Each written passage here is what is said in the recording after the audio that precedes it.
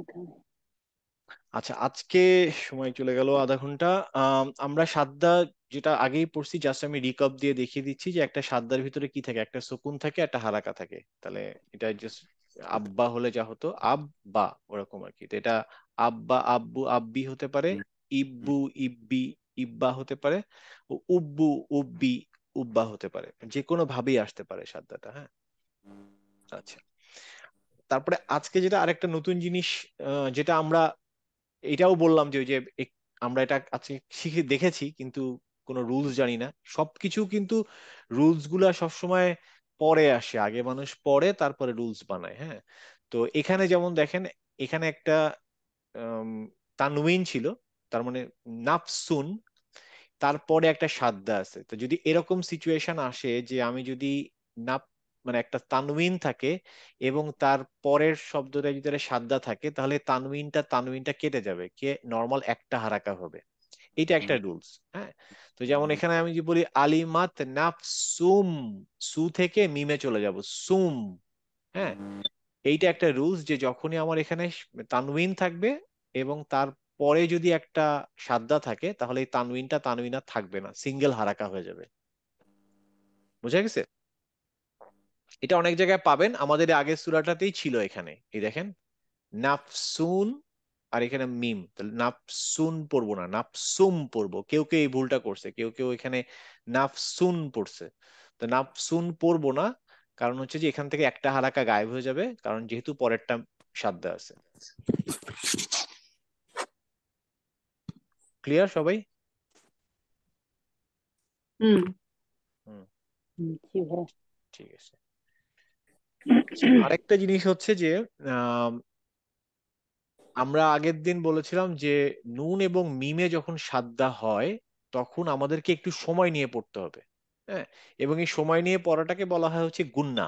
তো একটা গুন্না সাউন্ড নিতে হবে, হ্যাঁ। একটা গুন্না সাউন্ড মানে হচ্ছে আমরা নেজাল সাউন্ড নিব নাকে, এবং সেটাকে অ্যাটলিস্ট একটু সময় দেওয়াটাকে আমি বলছি টু কাউন্ট। টু কাউন্টস মানে হচ্ছে, মানে আমি হাতে গুনতে, এখন এক একজন এক এক রকমের দম রাখে। তো নর্মালি আমি 2 গোনা পর্যন্ত। এখন আমি যদি বলি হচ্ছে ইন্না, এই দেখেন, ইন্না আর ইন্না একের জায়গায় 2 হলো। আমি যদি নর্মালি বলি ইন্না, তখন আমি কিন্তু কাউন্ট হচ্ছে 1। তা আমি যদি বলি ইন্না, তখন 2 কাউন্ট হলো। তো যখনই নুনে অথবা মিমে যদি সাদ্দা থাকে, তাহলে আমরা 2 কাউন্ট সময় নিব আর কি, হ্যাঁ। ওইটাকেই বলে গুন্না। মানে গুন্না হচ্ছে নেজাল সাউন্ড হবে, এবং সেটাকে একটু সময় নিতে হবে ওই জায়গাটাতে। তো এইটা এইটা আমরা আগে একদিন মনে হয়, মানে জাস্ট মুখে বলেছিলাম, বাট আজকে জাস্ট ওইটা একটা স্লাইড দেখে দেখালাম। তবে এটার একটা ইয়ে আছে, যে সেটা হচ্ছে যে অনেক সময় আমরা সেন্টেন্সের শেষে যদি যাই, শেষে গিয়েও যদি আমাদের এরকম সিচুয়েশন আসে, যেমন হচ্ছে এইটা, আম, উম, জানু, হ্যাঁ, তখন এখানেও যদিও শেষে আসছি, তারপরও ওই গুণনাটা নিতে হবে। নাকের যে গুণ, জান্ন, হ্যাঁ। মানে এটা হচ্ছে এই এই সাদ্দা যদি থাকে এবং নুন এবং মিমের মধ্যে যদি ওপরে যদি এটা হয়, সেটা যদি সেন্টেন্সের শেষে হয়, তারপরেও গুণনা করতে হবে। আমি জান বলে থেমে গেলে হবে না, জান্ন। হুম, এটা হচ্ছে মানে একটা নিয়ম। তো এই রুলসটা বুঝতে কারো সমস্যা হচ্ছে? এখানে ডাবল ওই যে এটা হবে না, জান্নুন হবে না, জান্নু একটা হয়ে যাবে, তাই একটা তো? হয়ে যাবে, কিন্তু আমার ওই গুন্না সাউন্ডটা হবে জান্ন। আচ্ছা। হ্যাঁ, গুন্না ছাড়া যাবে না, গুন্না নাকের যে গুন্নাটা সেটা নিতে হবে। আমি যদি হুম। বলি জান বা জানু, হবে না, জানু, হুম, গুন্নাটা নিতে হবে। আচ্ছা। ওই পাশের ওই সাইনটা যেন কি ভাই, ওই যে জিমের পরে যে একটা সাইন ওইটা, আছে যেটা, এটা হ্যাঁ হ্যাঁ। এটা মাদ। এটা আমরা শিখবো আরো পরে। মাদ, মাদ, আচ্ছা। মাদ 2 3 4 রকমের মাদ আছে। কোনোটাতে টান দিব, কোনোটাতে দিব না, হ্যাঁ। তো ওইটা মানে কোনটাতে কম টান দিব, বেশি টান দিব। যেমন হচ্ছে আম, সূরা ফাতিহার একদম শেষের লাইনে আছে ওলা দলিন, ওইটা সবচেয়ে হাইয়েস্ট টান ওটা। ওইটাও একটা মাদ, এটাও একটা মাদ। তো মাদ, মাদ কয়েকটা রকমের আছে, 3 4 রকমের, 2 3 রকমের সম্ভবত। আমরা একটা মাদ শুধু, একটা 2টা মাদ শিখছি আমরা। একটা হচ্ছে মাদ আসলি, যেখানে আলিফ ওয়াও ইয়া দিয়ে, আর একটা শিখছি হচ্ছে আমরা মাদ লিন, আও বাও আই বাই।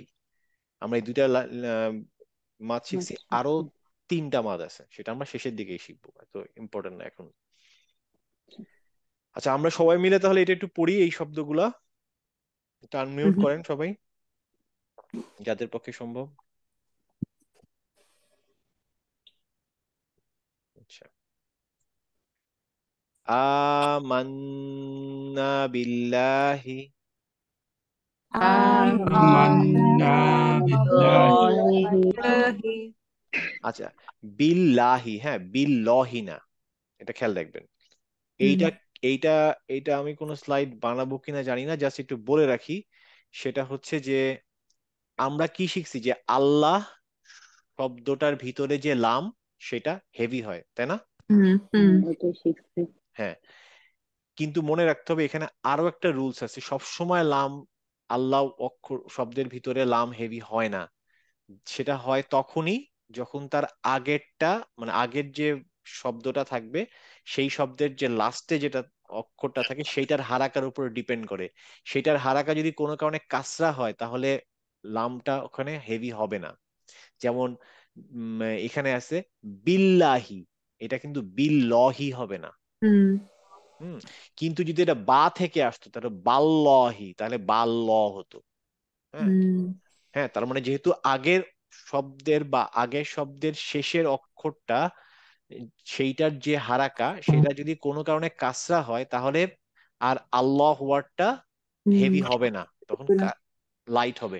তো এখানে হচ্ছে আমান্না বিল্লাহি, আমান্না বিল্লাহি বিআন্নাহুম কানু, بأنهم বিআন্নাহুম كانوا উকদাতান নিকাহি, عقدة النكاح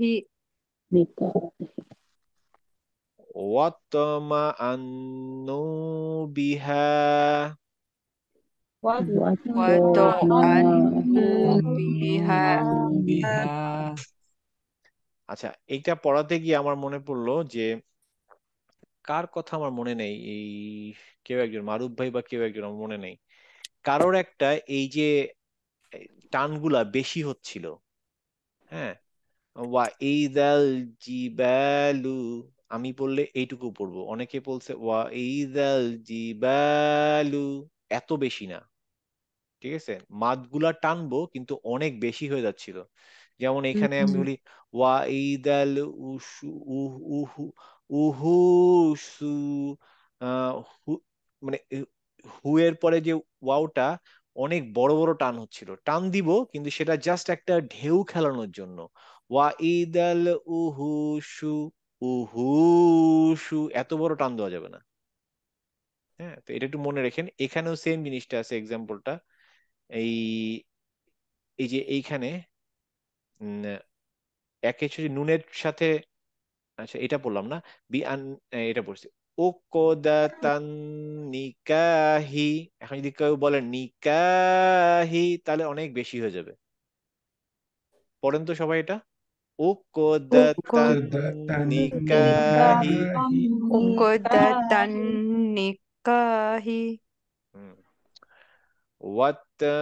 ওয়াতমাআন্নু বিহা, وطمأنوا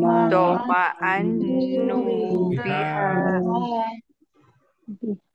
ওয়াফারাত النور، وفارت النور هن أطهر لكم، هن أطهر لكم লাকুম أما تعملون.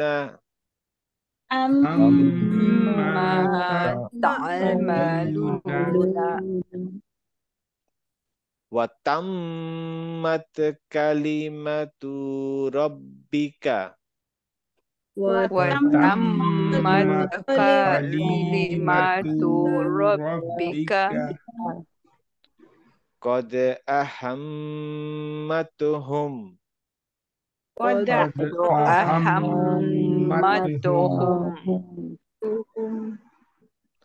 مما تحبون مما مما تحبون تحبون আবার বলেন মিম্মা তুহিব্বুনা مما مما تحبون تحبون আতিম্মুস সিয়ামা أتم أتم الصيام الصيام ইন্নান নাফসা إن النفس أمارة ইন্নান নাফসা লা আম্মারাতুন إن إن النفس أمارة আম্মাতে কিন্তু সময় হয় নাই, আবার পড়ি, আমার সাথে পড়বেন, হ্যাঁ। ইন্নান নাফসা লাআম্মারাতুন إن نفس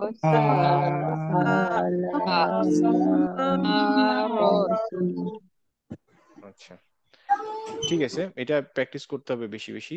আমরা আজকে আরেকটা ছোট্ট জিনিস দেখে নিয়ে প্র্যাকটিস করব যতটুকু সময় পাওয়া যায়, হ্যাঁ।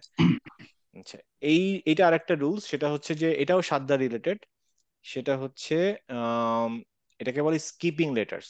স্কিপিং লেটার্সটা হচ্ছে এটা ওই যে এখন যদি কেউ যদি বলেন যে ভাই স্কিপিং লেটার্সটা কি, বুঝলাম না, এত বোঝার দরকার নাই, বাট জাস্ট জানার জন্য জানেন। কিছু কিছু নলেজ আছে যে আপনার সব সময় কাজে লাগে না, কিন্তু নলেজটা নিয়ে রাখা ভালো। হুম, সেটা হচ্ছে আপনি যখন কোরআন পড়তে যাবেন, দেখবেন কিছু কিছু জায়গায় এরকম এসে হাজির হবে যে এইখানে হা আছে, হাতে ফাতহা, তারপরে একটা দাল আছে, দালের উপরে সাদ্দা মানে সুকুন, তারপরে নর্মালি আমাদের এখান থেকে হাদ বলার কথা, হ্যাঁ, কিন্তু তার পরেরটাতে আছে হচ্ছে সাদ্দা। যেহেতু পরেরটাতে সাদ্দা আছে, আমরা গোজামিল জানি হচ্ছে যে হার পরে যেই কিছুই থাকুক সবকিছু বাদ দিয়ে লাফ মেরে সাদ্দায় চলে যাব। হুম, তো এইটাই আমরা গোজামিল জানি, কিন্তু আসলে লজিকটা হচ্ছে সেটা না। লজিকটা হচ্ছে যে এই দাল এবং তা, এই দুটার মাখারিজ পয়েন্ট কোথায় বলেন তো, কে বলতে পারবে? নকরিচ পয়েন্ট হচ্ছে যে জিহ্বার অগ্রভাগ থেকে দাঁতের দাঁত, গোড়ায়, সামনে হ্যাঁ দাঁতের দাঁতের গোড়ায়, হ্যাঁ, দাঁতের গোড়ায় জিহ্বাটা লাগবে।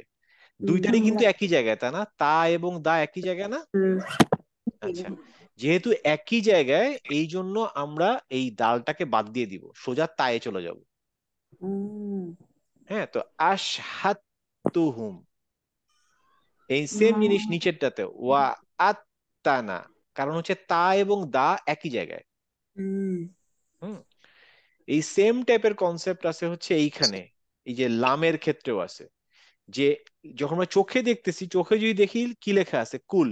কুল মানে কি, কে বলতে পারবে? কুল মানে, কুল হু আল্লাহু আহাদ, কুল মানে বলো কি? বলো। বলো কুল হচ্ছে একটা ভার্ব, বলো বা বলা, হ্যাঁ। তো আমরা যদি কুলের লাম না থাকে তাহলে তো কু হয়ে যাবে, কু হলে তো শব্দটা আসলে হবে না, তাই না? তার মানে আমরা লেখা যখন চোখে দেখতেছি আসলে সেটা কুল, কিন্তু যখন পড়তে যাচ্ছি তখন আর পড়বো না লামটা। কারণটা কি? পরের র আছে, এবং এই লাম এবং র একই জায়গার থেকে উচ্চারণ হয়, কাছাকাছি, very close to each other. যেহেতু ক্লোজ টু ইচ আদার, একটার শকুন বাদ দিয়ে আরেকটা শকুনে চলে যাব, কুররব্বি। তো এইটা আমরা যেটা বললাম গোজামিল স্টাইলে জানি যে লামটা বাদ দিয়ে এমনি রতে চলে যাব, কিন্তু কেন যাব? যদি কেউ কখনো জিজ্ঞেস করে, বাচ্চারা হয়তো জিজ্ঞেস করলো যে আম্মা সমস্যাটা কি, আপনি লামে তো পড়লেন না, তখন যদি বলে আরে না না ওখানে চলে যাও, তো এটা ঠিক আসল উত্তর হলো না। উত্তরটা হচ্ছে এই লাম এবং দাল, এগুলো হচ্ছে স্কিপিং লেটার্স, মানে এ এর কাছাকাছি আর একটা লেটার্স সাথে আসলে বাদ হয়ে যায় সে। এমনি নর্মালি যদি এখানে র না হয়, এখানে যদি অন্য কিছু হতো, ধরেন বা হতো, ধরেন কুল বাত্তা, তখন কিন্তু কুল পড়তাম, তখন কুব্বাত্তা বলতাম না।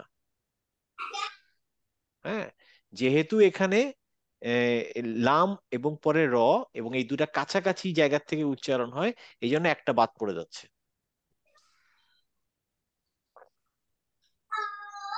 শিখাবা কি, বুঝছেন? এটা নিয়ে টেনশন করার কিছু নেই, পড়ার সময় আপনি আপনার গোজামিল তা- দিয়েই পড়বেন। তাহলে ভাইয়া ওই যে কামারিয়া আর শামসিয়াতেও তো এইরকমই ঘটনা। এরকমই ঘটনা, হ্যাঁ এক্স্যাক্টলি তাই। না? এখন মেন ব্যাপারটা কি হয়, আমরা আমরা যেহেতু একটা জিনিস কোর্স করতেছি, আমি তো কোর্স যখন করব তখন একটা একটা প্রসেসে যাব, প্রসেসে অনেক কিছু হুম, আমরা হুম, জানবো, কিন্তু পরে যখন আমরা প্র্যাকটিক্যাল লাইফে যাব, সব নলেজ কিন্তু আমরা কাজে লাগাই না, তাই না? আমরা যখন গাড়ি চালানো শিখছি তখন কি আমরা অনেক কিছু শিখছি, মনে করেন এই ডান দিকে তাকাতে হবে, সাইড মিররে দেখতে হবে, শোল্ডার চেক করতে হবে। গাড়ি চালানোর সময় শোল্ডার চেক কজন করে? ধাম করে চলে যায়, লেন চেঞ্জ করে চলে যায়। তো হুম। নলেজ ইজ নলেজ, আর প্র্যাকটিক্যাল লাইফ ইজ ডিফারেন্ট।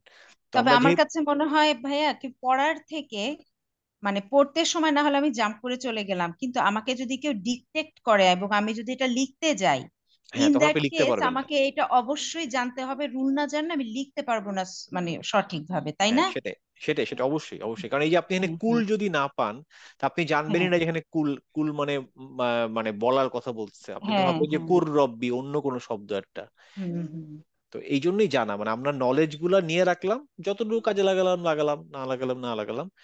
তো এবার এবার ওইটা লাগাতে গিয়ে আবার পড়তে পারতেছি না, সেটাও যেন না হয়, যে আমি এত নলেজ যে গেইন করলাম যে পরে আর পড়তে পারছি না, সেটা যেন না হয়। জাস্ট এটা জানিয়ে রাখার জন্য, হ্যাঁ। আচ্ছা, এবার বেশি সময় নাই, 15 মিনিট আছে, আমি র্যান্ডামলি কয়েকজনকে পড়তে বলবো লাইন বাই লাইন, ঠিক আছে? আম, আমাদের